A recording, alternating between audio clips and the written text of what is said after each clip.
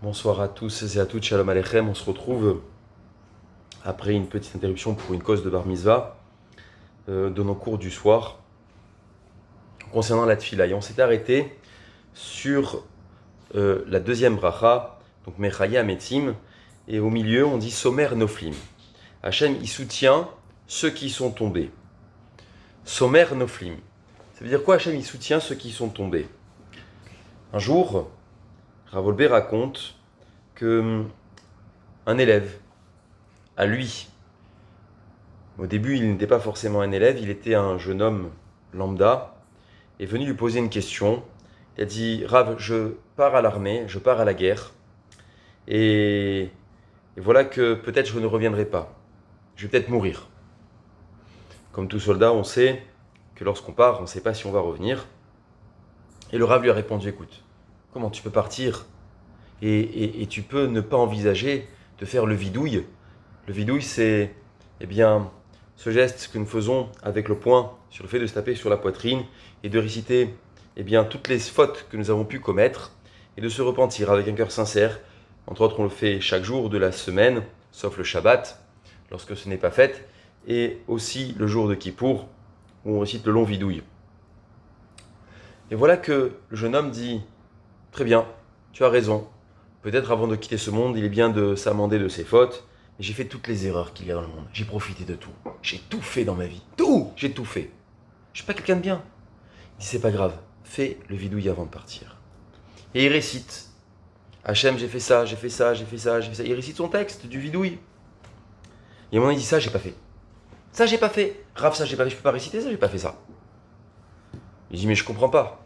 Tu m'as dit clairement que tu avais fait toutes les erreurs. Alors j'ai mis toutes les erreurs. Enfin, j'ai pas mis. Le texte te met toutes les erreurs. Récite tout. Il dit: non, 2 secondes. Finalement, j'ai compris quelque chose à travers le texte que, j'ai envie de m'améliorer.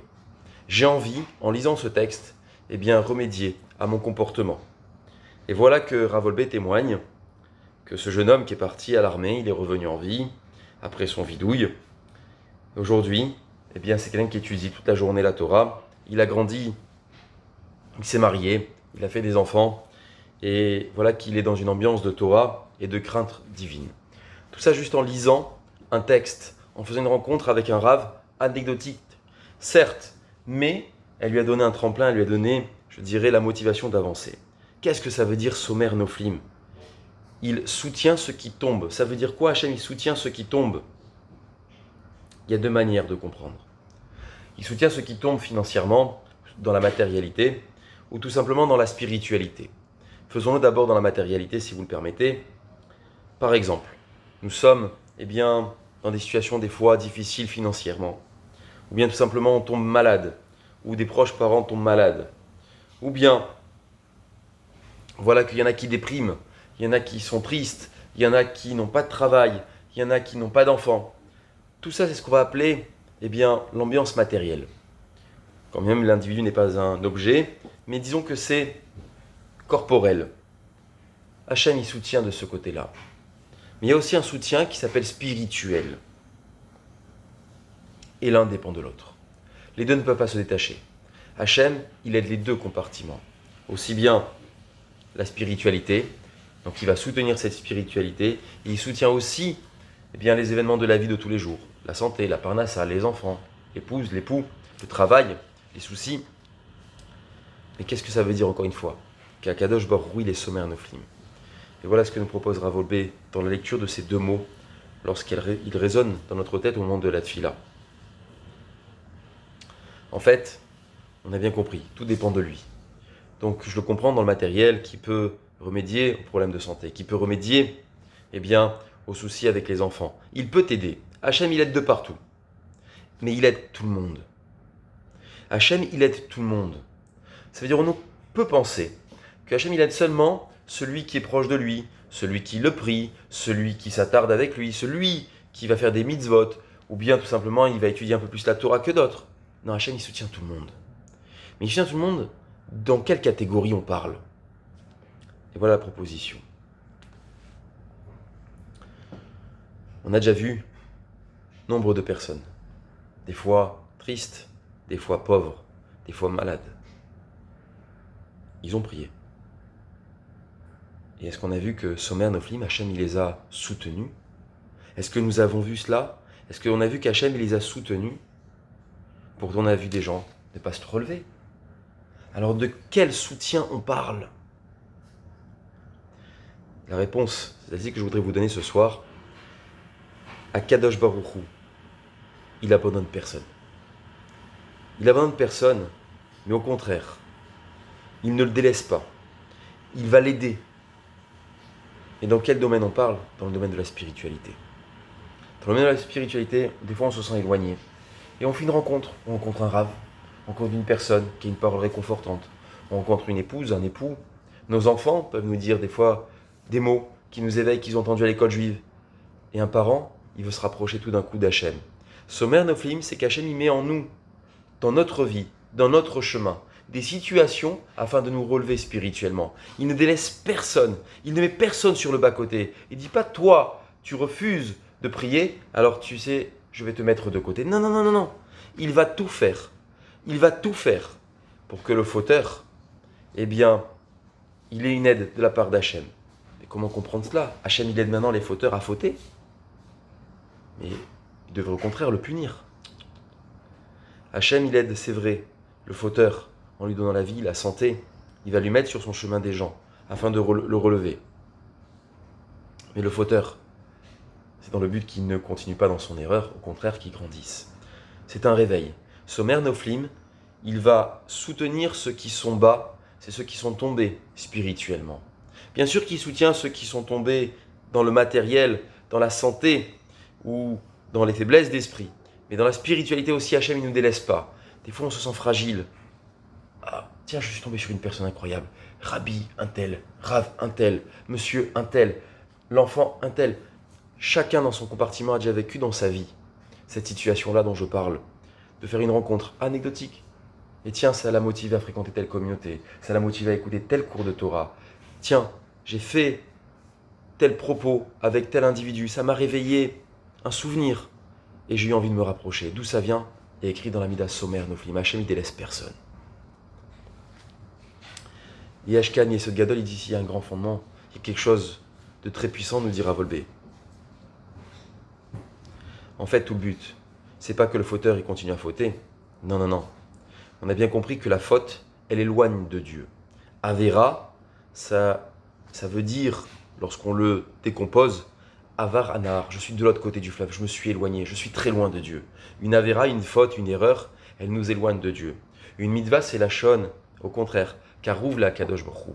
Hachem, il nous rapproche, il nous ordonne, il est là, allez, faites, on se sent proche. Hachem, il aime chacun d'entre nous. C'est ça qu'on mentionne dans Somer Noflim. Il est omniprésent, mais il aide tous et toutes dans n'importe quelle situation ou niveau de pratique. Il ne délaisse personne, il envoie un message. Personne n'est exclu. Personne, absolument personne. Mais maintenant, une fois que je reconnais mon erreur, parce que j'ai fait telle rencontre, Hachem m'a aidé à me montrer qu'en fait, je peux me relever. Quand bien même, je pensais que je ne pouvais pas y arriver. Et c'est vrai que plus on s'enfonce dans nos erreurs, plus on s'enfonce dans nos habitudes, plus on s'enfonce dans notre comportement, plus il est difficile de revenir vers Hachem, plus il est difficile de s'amender de nos erreurs, plus il est difficile de réparer le comportement de nos habitudes récurrentes. Comme une personne qui dit « Demain, j'arrête de me mettre en colère », c'est certain qu'il va se remettre en colère.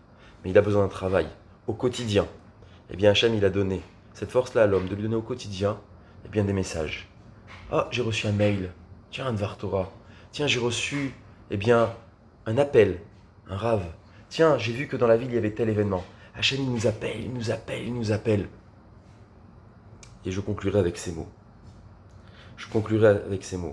Nous avons toujours pensé, ou beaucoup ont déjà pensé, que lorsqu'il se passe des événements tragiques, comme la maladie, on pense souvent, tiens, si lui il est malade, peut-être il a fait quelque chose de mal. Ou des fois le malade peut penser en lui-même, peut-être j'ai fait quelque chose de mal à Hachem, qu'est-ce que j'ai fait au bon Dieu? On pense souvent cela, on s'apitoie sur notre sort. On dit, mais Dieu doit être vraiment en colère pour m'envoyer cela. Il dit, Rav Wolbe, il se trouve que c'est l'inverse dans Chazal.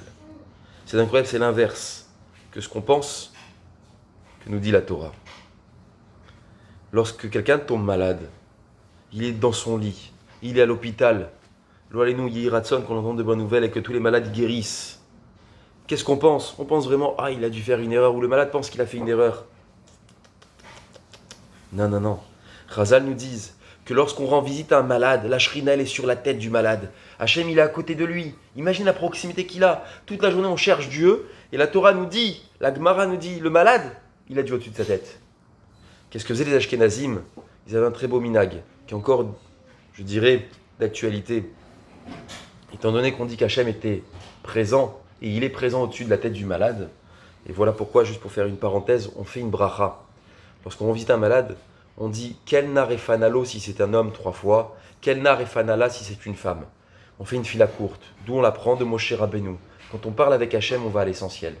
On ne fait pas de tminik ou de pommade à Kadosh Baruch Hu. On va directement à l'essentiel. Hachem, je t'en supplie de grâce, guéris-la.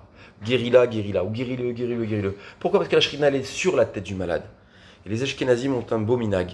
Ils ont dit si la shrina, si la présence divine se trouve sur la tête du malade, alors je vais écrire un petit mot, comme dans le kotel, et je vais le mettre au-dessus du malade. Et je vais prier pour mes enfants, et je vais demander la santé, et je vais demander la joie, je vais demander l'argent. Et comme ça, sur la tête du malade, il y avait plein de bouts de papier, comme le kotel, la shrina, elle est présente. On entend quoi à nos oreilles quand on dit ces quelques mots? Qu'en fait, Hachem, il délaisse personne. Le malade, il est très proche d'Hachem, et Hachem était proche du malade. Nous, on pense souvent à l'inverse, Hachem, il s'est éloigné. C'est faux. Hachem, il est proche de chacun d'entre nous, de chacune des personnes dans ce monde. Il n'a délaissé qui que ce soit.